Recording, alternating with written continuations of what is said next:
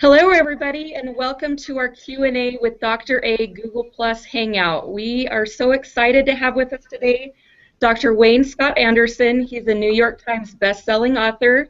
He is also the co-founder of Take Shape for Life. He's a top medical doctor in this country, and he's really a world innovator and leader in obesogenic prevention. He's helped tens of thousands of people to be able to create healthier lives, and we're just really excited to have him. And in preparation for this hangout, we asked all of you to post your questions, and it could be any question that you'd like to ask Dr. Andersen about, anything pertaining to optimal health. With this amazing technology, we can reach people all across this country, so this is going to be a lot of fun. Before we get started, Dr. Andersen, do you want to say anything? Sure. Hi. Thanks, Deborah. Welcome, everybody. Yeah, we're really here today to talk about people creating health in their life. You know, we live in a time when most people are struggling a little bit with their physical health, their mental health, and certainly they're all over lives. It's a crazy time to live in the world. It's chaotic. We seem to be running around with our heads cut off, and with that, our health seems to suffer. And so one of the great things as a critical care physician, I saw the damage that could happen from years and years of poor lifestyle, too much stress, not eating the right things, not sleeping well. And I took care of that for 20 years and reacted to that, but I never really helped anybody create health in their life. About 13 years ago, I left that to focus on helping move upstream and help people actually create health. And that has been an amazing adventure because diets don't work. 85% of people that go on diets gain their weight back within 2 years. So what we've actually spent the time asking the question every day, how do we help people living in this crazy time where fast food's all around them, they're stressed out, they're not as active as they'd like to be, they're not sleeping well, and the world, the financial world, and all these things are taking its toll on us. How do we actually make a decision to make health a priority and then move forward and actually create that? So that's why I love doing these Hangouts. And Deborah, thank you so much for having me on today because, education is everything. If we can awaken people to understand, number one, that they can create health in their life, and then the second part of that is actually do something about it. And doing something about it is not getting something crazy that you buy on TV or go to the store or a pill you can get from the blue-green algae from the bottom of a volcano or tree bark from lower Amazon or Garcinia or any of this, or tea or any of these things that by themselves magically are going to make you healthy, because we all know in our hearts of hearts they don't work. You may get a temporary little change and maybe half a pound in some of them. But for the most part, unless you make the decision and then move forward and create health in your life, you're not going to really move the needle. So that's what I'm here for today, to answer questions, to help people understand that they truly can take control of their health in their life. I know, Dr. Andersen, you don't mind the difficult questions, so I wondered if we could explore Dan's story a little bit more. He's Sure. been really struggling with the program the past year of being able to really get where he needs to be, and we're going to be a little bit transparent here. Dan, do you want to talk about that a little bit more? And we're here to help. So it's definitely an open forum, so I'm happy to do it. It'll be a challenge, but I've struggled probably my whole life, but I've gotten on and off this program a couple times, and honestly, I think the first couple times I treated it like a diet. I said, give me some bars and some shakes, and I know how to lose weight, and I just sacrificed. But probably since November, I've jumped on the program and really gotten engaged with the support side of things. But real life always steps in, and it just becomes a challenge here and there to stick with what I want to do. I know I want optimal health, but I seem to make those wrong choices, and sometimes they cascade on each other. Once you start making wrong choices, it just kind of builds. So that's been my challenge. Deborah's been a great help, and it's great to be in front of you and maybe get some pointers or get some help or explore maybe some things that I need to work on. Yeah, no, and it's great. And by the way, you're human, okay? And I'll just give you a couple examples. When you see the people running down the road, in the summertime. Or riding their bike up a mountain. Those people do those things. Well, riding a bike may be that they just love the sport, but for most people out running, they don't want to run. They do it because it supports something that's important to them, which is their health. And for some people, there's, I like to call them exercise enthusiasts. They actually like it. They love the endorphins. It's part of it clears their head. It's become a routine. They may start doing it when they were in high school, and it's a good thing for them. They might start because of their work or gone to the gym with friends and run on a track. So there are habits that occur and things that happen that people do that may help support health. But the real point, Dan, is this, is that the whole idea here is to go from an amateur about your health to become a health practitioner. And, I'm all about becoming an optimal health practitioner. So when will that occur is when you fundamentally make the real decision. See, you can kind of make the decision, and actually in Discover Your Optimal Health, there's a chapter about that. Is about, are you ready to decide to make health a priority? Because if you're not ready to decide to make health a priority, then it's not going to be a priority. And, for you to look and say that, when you have a situation that happens and suddenly it derails you on the program, you haven't fundamentally made the choice. Because here's the thing. You are the dominant force in your life. And that's one of the things that we have to realize as humans. And you may not get it right the first time, the second time, but what I see you now is you're at a point now when you're ready to make that fundamental choice. I think you're kind of fooling around with it because, well, I'll go on there. And by the way, the program is not the 5-in-1. It's not the meal replacement. The program is fundamentally making decisions to create health. Because if you're looking at the 5-in-1, especially if you've done it many times, to create long-term health, it's not going to happen. It's just not going to happen. You can use the 5-in-1 the first time and lose a bunch of weight and think you've made a change. And because you weren't really, it's what you know that it's what you didn't know that you didn't know. That's why, when I talk about our clients, making sure they get the full comprehensive kit when they start, that they're getting the books, because the books are the program. The meal replacements are the food. But without the program, without fundamentally making the decision and starting to learn transformationally how to improve your choices in those key areas, you're not going to be successful. And when people go from amateur, and I'm going to talk about this at the training we're having for our coaches next week in Austin, but when you move from an amateur to a professional in your practice of health, that's when the real magic starts. And I'm not saying it's going to be easy, but the point is when you're a professional, so let me just make the contrast. What do you do for a living outside of this? I'm in sales. Yeah. Sales, okay. So do you go to an office or do you go out in the field? I'm everywhere. I do a lot of windshield time out in front of people. All right, so you're out, you get in your car, and you go to work. And pretty much every day, because that's your profession, you get up and go to work and do that, right? Yep. Whether you feel good or you feel bad, you go do it, right? Yep.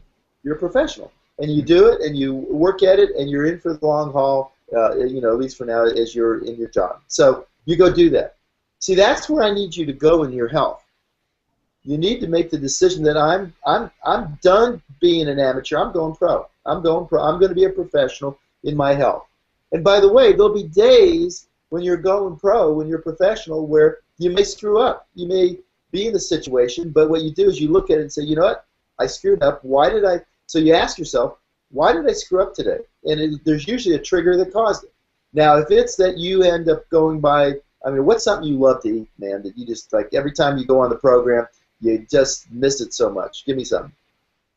Probably the fast food. I'm a big hamburger guy. I love fudge. Guys out there? Yeah. Oh yeah. You like those, eh? Oh yeah. Okay. So here you are. You're by the way, it's very interesting, but and it's kind of funny because there's a guy out right now, Professor Permuter from the University of Miami, that's talking that that eating meat and fat and everything's okay and that carbs are bad for you. Mm-hmm. Nothing can be farther from the truth. It's just a nonsense. Bottom line is, if you look at the countries, developed countries in the world, in Japan, they were basically a food-based diet. They ate little fish, but mostly food, and they ate rice, by the way, which is a carbohydrate. Mm-hmm. And they ate rice as their main staple. They had a normal carbohydrate diet. You look at their consumption of meat, and you look at the consumption and the change in their weight over the last 30 years since they've been westernized, and it's clear as a bell what's happened. In fact, our ingestion of carbohydrate is only increased not even close to our ingestion of meat and of fats. So the bottom line is, hey, listen, I love Five Guys. I absolutely love Five Guys. And you know what? I probably have one, I don't know, maybe once a month or so. I'll have that time when, you know what, I got to have one. And so I'll have it. I won't have the fries with it because the fries have a whole bunch more fat and they add a bunch more calories. But I'll have the burger. I don't deny myself things when I really want them. But I also know this. I know that the other 30 days of the month, I'm eating relatively healthy. If I go to New York City, I love the Italian bread. And so bottom line is I'm going to have Italian bread. And because it's so good in New York City. I don't have it daily. I don't eat bread most of the time. So here's the point. The point is that you need to make the decision that you're going pro. And when you go pro, then it becomes important to you. And then so what an important part of going professional is why do you do your sales job? Well, you know, first and foremost, it's the living, but it's a sense of accomplishment. It's what I do. It's what drives me. Okay. So let's just take that same language and let me just say optimal health and then make that same statement to me. You know, optimal health, it's what drives me. It's what's going to keep me alive. It's what's going to increase my enjoyment of life, and it's my living. I'm a pro. Exactly. And do you have kids? Absolutely, yeah. Well, how old are they? They range from 17 down to 4. Okay. So you have a 4-year-old. How old are you? 40. Okay. So you're 40 and you have a 4-year-old. Bottom line is this. Your risk of disease goes up dramatically as you when you subscribe to the habits of disease, you gain weight, and you eat unhealthy. So do you want to be here for your 4-year-old to watch him get married and have kids and grandkids? Absolutely. Okay. Is that burger more important than that? No. Okay. So I'm only saying that is because inside of your brain, in that crazy nutty thing called our life and our brain and how we think about ourselves, you have to be able to move out in terms of what are your values and aspirations, what's most important to you, and that, I would say, is your health and being here for your kids and to be a great dad. And so you're professional in your job, and you do it because it supports your family. You want to provide the education and the environment and a nice house that you're in, and the things that help move you forward. Well, your body is your house, my friend, and your house, if it's not taken care of well, will start falling apart. And as that happens, incrementally, the joy of life will go out with that, and you'll at a point when your son will have his family, and you won't be able to go out and play with your grandkids. And so, and I'm not saying that from creating guilt. I want you to fundamentally come to the construct that, you know what, when I think of all that stuff, I realize my health needs to be important to me. Now, once you make that decision, and I would make that decision right now. By the way, it isn't something you think about for weeks. It's something that you decide. It's a flipping of the switch. It's a momentarily, it's something in your brain that clicks and you say, you know what, I'm going professional. I'm going to create optimal health and I'm done fooling around with this. Now, with that, then you've got to write down all the secondary choices and not just about eating. Eating is your biggest bugaboo, but I want you to look and say on a scale of 1 to 10, how much am I moving my body? How much am I how well am I sleeping? How well am I handling stress?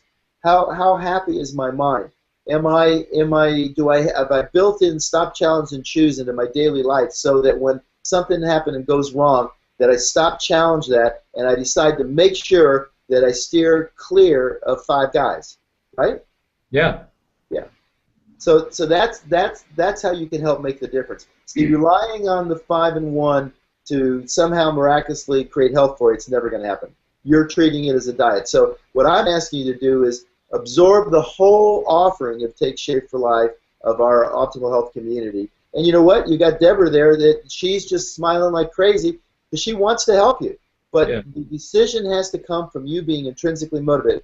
When you make the fundamental decision, you are going to want to become good at it.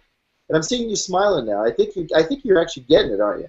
Yeah. No, I love what you're saying, and I'm writing down a bunch of stuff. I can't wait to live it. Yeah, and and even though you flip the switch and decide, it has to be fundamental. It's a change in orientation, Dan. It's actually a change in your very psyche. It is you becoming the dominant force, and all of a sudden, all those external things that get in the way lose their power over you.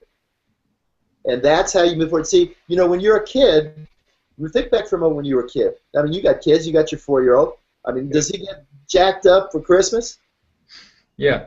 Remember that? Remember how you used to get that way? Yeah. And now it's like, oh gosh, I got to get presents. It's going to cost money. My bills are going to go up. And all that joy, the amazing, intrinsically motivated joy that we have, is now got the burden of being an adult. Well, I'm going to tell you something right now. Take back that joy of your life. Create what you want with your life. Organize it around what's most important to you, and go out and seize that and make sure health is right up there as a priority.